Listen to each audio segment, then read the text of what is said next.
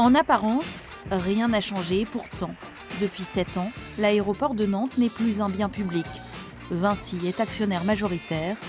Depuis 2010, le groupe a mis la main sur une partie du ciel français, à commencer par nos régions de l'Ouest.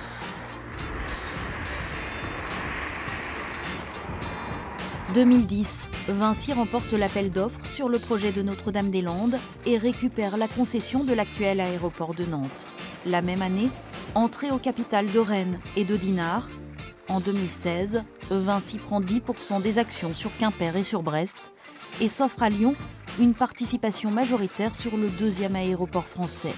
Pour Vinci, Notre-Dame-des-Landes semble avoir fonctionné comme un catalyseur. Vinci Concessions, c'est 20% de l'activité du groupe Vinci, mais c'est 80% de sa rentabilité. Donc ce sont vraiment des activités très rentables pour des groupes comme ceux-là. Donc c'est pour ça qu'ils se sont positionnés sur Notre-Dame-des-Landes. Ils ont vu qu'ils étaient les seuls qui pouvaient y aller, qu'ils auraient le marché. Ça leur permettait d'entrer sur le marché des aéroports en France. Entre parking et redevances, la branche Vinci Aéroport a généré l'an dernier 1,4 milliard d'euros de bénéfices. Des concessions obtenues notamment grâce à des connivences, à des réseaux que décrit bien la journaliste Isabelle Jarjaille dans son enquête sur les partenariats publics-privés. Le président de Vinci Airport, aujourd'hui Nicolas Notebaert, est passé par le ministère de l'Équipement entre 1995 et 2002 avant d'être embauché par Vinci.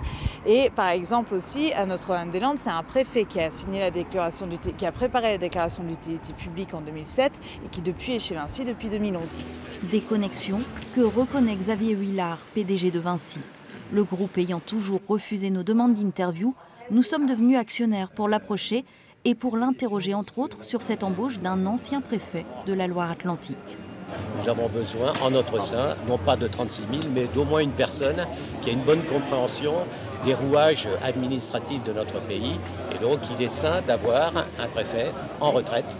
Il se trouve que c'est Bernard Agelstein, qui est un homme formidable. Et le fait qu'il ait eu préalablement dans sa carrière des fonctions dans un certain nombre d'autres régions françaises n'a absolument rien à voir avec ce qu'il fait aujourd'hui. Le projet de Notre-Dame-des-Landes sera donc abandonné. Place, désormais, à la rénovation des 2 aéroports de Nantes et Rennes. Mais avec quel argent? Pour Notre-Dame-des-Landes, Vinci avait provisionné plus de 80 millions d'euros. Cette somme sera-t-elle utilisée pour les nouveaux travaux? Rien n'est moins sûr. Je crois que le gouvernement l'a dit, il faudra faire beaucoup d'investissements pour permettre de réaliser le potentiel de cette région qui est considérable. Et qui les fera ces investissements? C'est le cadre de la discussion actuelle qui permettra de le déterminer. Discussion qui n'a rien d'évident. À Nantes, les indemnités liées à l'abandon de Notre-Dame-des-Landes pourraient atteindre les 350 millions d'euros. À Rennes, par contre, Vinci n'est pas majoritaire et un service de la région surveille de près chacune des concessions du public au privé. Celle de Vinci dépendait du projet Notre-Dame-des-Landes et tablait sur une baisse du trafic à Rennes et à Dinard. De telle sorte que la croissance qui désormais sera au rendez-vous, contribue aussi au moins à cofinancer certains des investissements nécessaires sur cette plateforme. Autrement dit, Vinci devra participer aux frais sous peine de voir la Bretagne dénoncer le contrat. Mais le groupe a déjà l'œil sur un plus gros gâteau, Aéroport de Paris, que l'État souhaite privatiser.